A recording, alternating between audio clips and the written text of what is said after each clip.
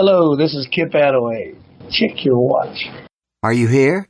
Great. And howdy. Welcome to the Paul Leslie Hour. It is our extreme pleasure to present this interview from the archives with Kip Attaway. The interview went out on the radio back in 2007, and since then it's been sitting on a disc, gathering dust. Well, it's our pleasure to bring it out, dust it off, and bring it to you on YouTube, Spotify, Apple, iHeartRadio, and everywhere else.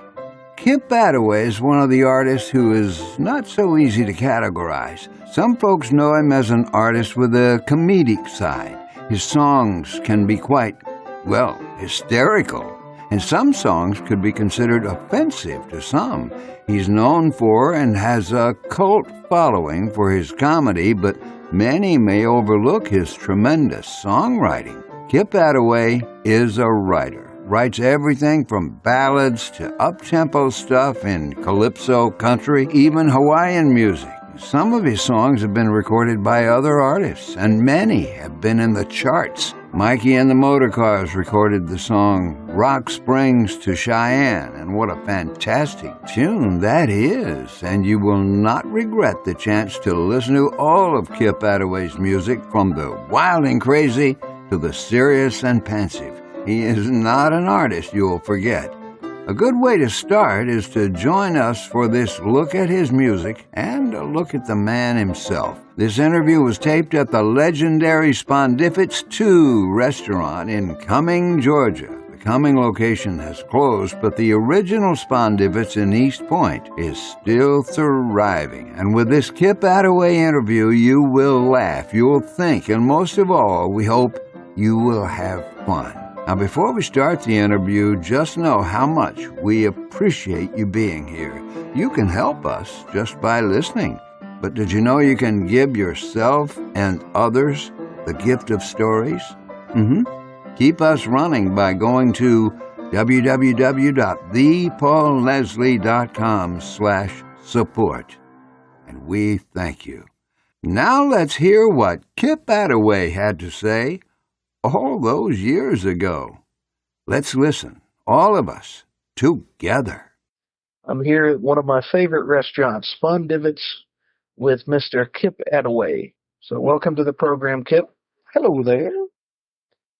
So my first question is, on one of your songs, you say you were born in Texas? Yep, Mount Pleasant. Mount Pleasant. So how'd you end up in Jackson Hole, Wyoming, for the listener? I moved up to Idaho to paint houses when I was 19 years old, and I started playing in the bar. The drinking age at that time was 19, so I started going around all the bars and playing guitar and singing. And then we put a little band together, and they told me about Jackson Hole. Went over there and fell in love with the place. So, like everybody else that wants to move to Jackson Hole, I actually did. So I've been there for almost 30 years. What's it like? In the summer, it's the most incredible place in the world. Forbes magazine wrote an article about Jackson Hole, said it was the most desirable place to live in the free world. I agree, except the winters can be a little chilly, like 40 below for a week in a row or two. Yes. And one of the songs, you're talking about all the different places you've been. Are you kind of a wandering soul? Absolutely. I live in a car, sleep in a car. I love it.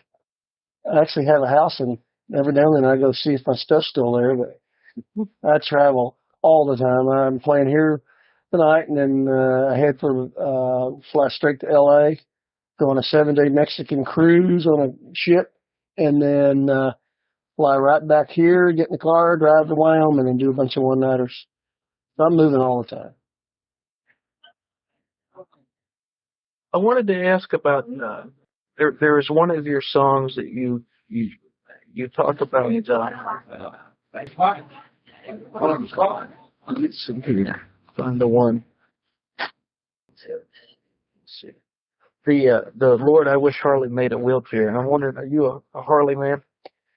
No, but I do a lot of work for some of the bike groups, and I don't own a motorcycle because I like to drink a lot. And the thought of me falling any faster than I can walk scares me to death. But my daughter, you met my daughter a little while ago. She's in a wheelchair. And I was just thinking how cool it'd be if Harley would make a wheelchair, because her little electric chair is so quiet, it buzzes around. I was just thinking how cool it'd be if she had a Harley-Davidson wheelchair. She could make a statement cruising around on it. And then I was doing some work at veterans homes, playing for some of those guys. And I met a guy in a wheelchair that used to own a Harley, and that was the one thing he really missed the most, was riding his Harley. And that's where the song idea came from. In the song, you talk about, in the one song when you're talking about all the places you'd been, you talk about how you went to Honolulu once or twice, and you had to admit it was awful nice. And then you went down to the Florida Keys, and you drank the rum in the ocean breeze. So I was wondering, have I got kind of mixed messages? Do you like the Keys? I don't particularly care for Key West. I found it very, very, very commercial, and I'm sure at one time it was the coolest place in the world to live, and probably still is to the people that live there. Of course, I live in Jackson Hole, so this would be pot calling the kettle black to say, well, Jackson Hole used to be a great little western town, and now it's all screwed up with all the chain stores and the McDonald's and all that stuff, and that's true too. But you can't stop progress, and anytime you go to a really neat resort area, sooner or later it's going to get discovered. There are still resorts that are pretty good hideouts, and I look for those and seek them out and spend as much time as I can there. I don't spend a lot of time in Key West, but part of my not enjoying performing there was it's real hard to get in there to play, and it's pretty locked up, and the local guys don't like out-of-towners coming in and playing their gigs, which is understandable. Same thing in Hawaii and almost anywhere you go. The Hawaiians accepted me because I'm a songwriter, and they really liked the kind of stuff that I wrote. And Key West, if you want to play in a bar there, you got to play Margaritaville, play Brown Eyed Girl, play maybe one or two Skinner songs, maybe American Pie, go back to Margaritaville, Brown Eyed Girl. Yeah. I mean, it's just, you don't have to have a very big repertoire to play a lot of resort time. I spent all winter in Vail, Colorado last ski season. Same mentality. They don't want to listen or hear anything new. They want to hear the same 3 or 4 songs, and they'll party to those, and they'll enjoy them. But you try to play something new or something that, besides those several songs, you're not going to go over very well. Because their attention span is not on what you're doing, it's what they're doing. Right. So how did you start out in music? Beatles, it's their fault. I could have a normal job, but I saw the Beatles on the Ed Sullivan Show, and I was a goner from then on. I said, that's what I want to do. Have really pretty girls getting excited when you sing songs. And so I watched the Beatles, and I watched the girls go crazy over the Beatles, and I said, that's what I want to do. So I've been playing guitar since the 5th grade, and I still am not very good, as you'll see in a little while. So are you married? I've been divorced for 25 wonderful years. But I have a 28-year-old daughter that I love more than anything. She's traveling with me right now full time. She got spinal meningitis when she was 2 weeks old, and she's been living up in Wyoming with me, but I'm doing so much traveling, and she was bored there, and so I said, I went and bought I've got a 40-foot tour bus. Mm-hmm.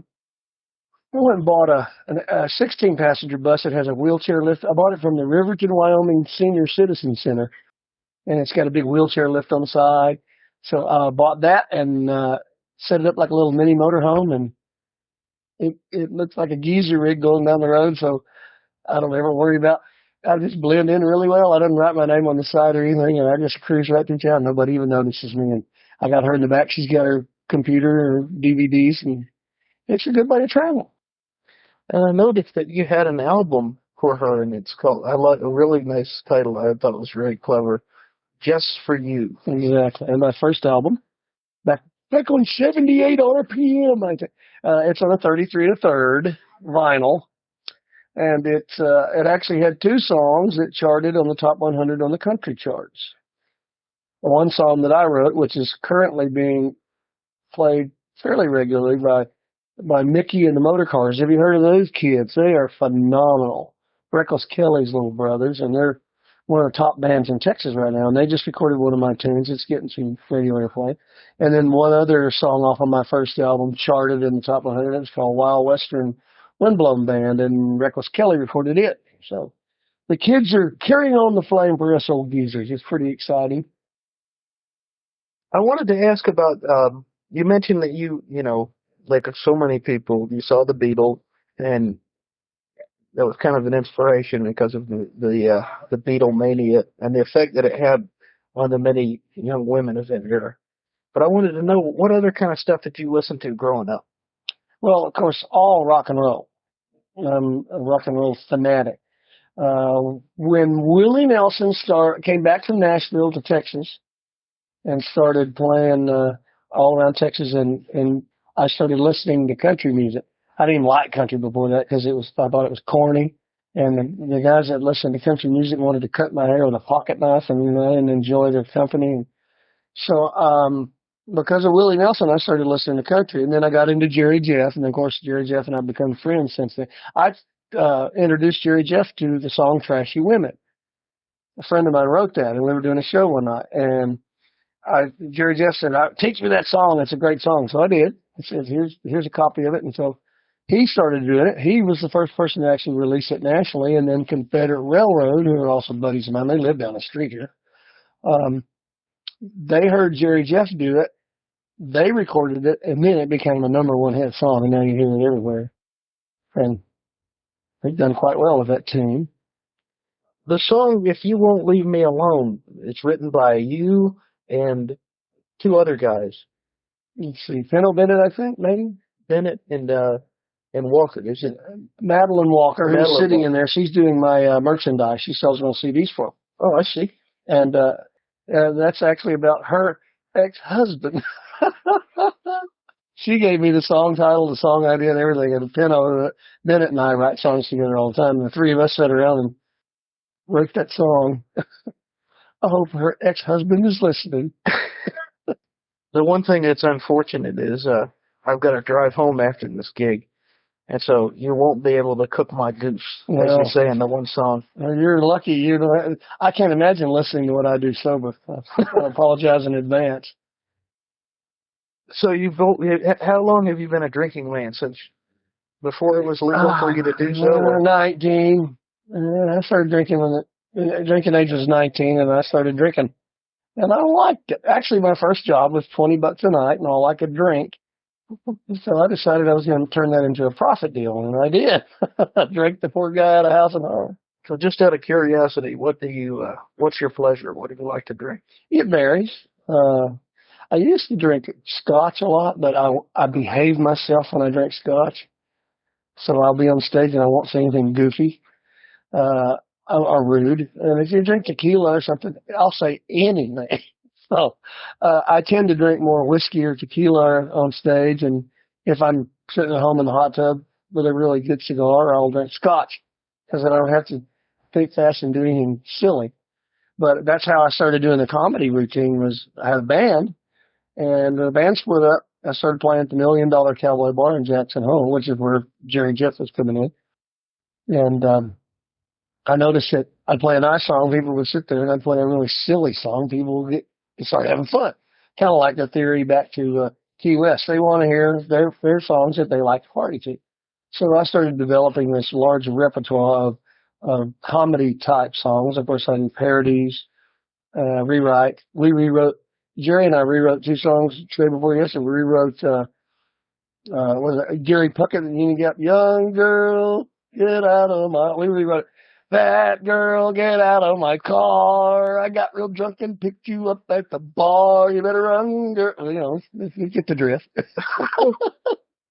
All the people in that song. I like fat girls, by the way, so it's okay. No offense. Actually, I like all girls. Yeah. In the song, you mentioned about all the people you've drunk with, and I was like, man, this guy has really met back with some American heroes. Merle Haggard, is that right? Yeah, I won the Margaritaville National Talent Search. quite a few years back when it was okay to smoke. And it was okay for Marlboro to sponsor smoking type thing. And we won the contest, and so we got to play at the Oakland Coliseum with Merle Haggard. Who else was it? Ricky Skaggs. Merle Haggard. Ricky Skaggs. Yeah. He was a very nice guy.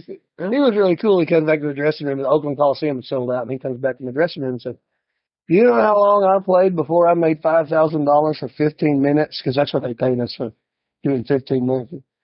You guys are congratulating us." He was really a nice guy. And the headliner was Hank Williams Jr. And that was a lot of fun. I like playing big venues. It's great. And I've worked with Merle since then, too. Of course, Merle won't remember me, but that's all right. So is there anything on the horizon with Kip Attaway? I'm going to retire as soon as I win the lottery. The Powerball. Yeah, I've got to win there's only one Powerball ticket keeping me from retiring. No, I've been slowing down a little bit lately, having my daughter with me, because it's a tremendous responsibility. But I love the traveling, and I love playing music and meeting new folks. And I was just in Alaska twice this summer, and really enjoyed that. So, who out there, musically anyways, whether young or old, would you have to give the respect to as far as performer or songwriter? Well, Reckless Kelly, you need to look those guys up. RecklessKelly.com are a phenomenal group. Their dad and I grew up together, and these kids, when the oldest of the Braun family, Cody, there's 4 boys. The 2 youngest boys have a band called Mickey and the Motorcars. And those 2 bands are just they're on the way up. And I really, really enjoy their music, and you will too as soon as you check them out. As far as old-time songwriters, one of my favorite songwriters would be John Prine. I really like his wit. But, I like funny songs. I like story songs. John Prine's one of my favorites. Guy Clark is a phenomenal songwriter. There's some great. I was hearing something the other day that Bob Dylan was voted the #1 songwriter of all time. And I don't know if I agree with that or not, but I sure like a lot of his stuff. I was wondering, per the one song, the Jimmy Buffett "You Can Stuff It" song, is there any animosity there? No, not at all. I love Jimmy Buffett. Really? And I'm just not crazy about Key West. It's really crowded, and I just didn't enjoy myself. And I was driving a 40-foot tour bus with an equipment sound and light trailer on it, just going to go down and hang out for a few days and check out the bars. I went in Margaritaville, and I think I could do very well if in the right venue in Key West, because when I go to resort towns, I do very well. And I went in Margaritaville, and there was a band playing, and the next night it was dark. And I said, "Well, how about if I come in and play tomorrow night for free, and then as an audition, and see if you're interested in music?" No, they weren't interested at all in that. But I go around town and look at all the people that are playing, and everybody's doing the same 3 songs. They're all pretty average. I mean, there's some great players down there too, but most of you hear everything's the same in every bar. I mean, and the same thing in Vail. Walk up the street in Vail, Colorado to Opry Ski at 5 o'clock, and you're going to hear Margaritaville 3 times at 3 different bars.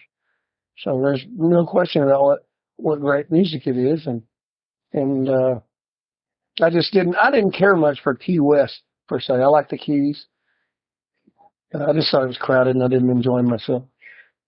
So other than your music, what kind of stuff do you enjoy doing with your spare time, should you have any? I like to fish. The fish in the ocean. I like to fish in a pond. I like to fish in the river. That's what I like to do. And I like playing guitar and make up songs.